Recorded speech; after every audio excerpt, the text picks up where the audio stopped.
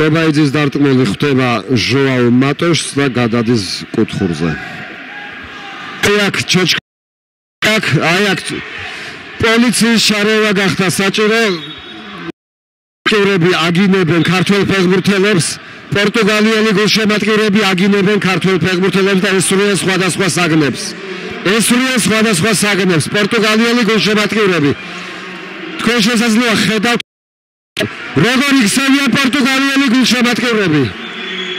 თამაში არის ფაქტობრივად ჩაშლის პირას, რაც რკინის საგნებითაც არიან პორტუგალიელი გულშემატკივრები შეიარაღებული და ბოთლებს ესურიან ქართველ ფეხბურთელებს.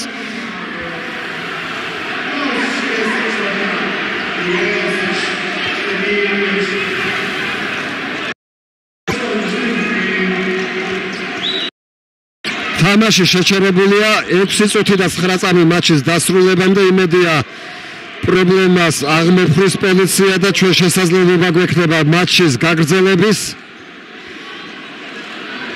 სრულიად გაუგებარია პორტუგალიელ გულშემატკივართა ეს ყველა წარმოუდგენელი საქციელი. მე შეგახსენებთ, ყველაფერი დაიწყო ჯერ კიდევ ტრაუმა.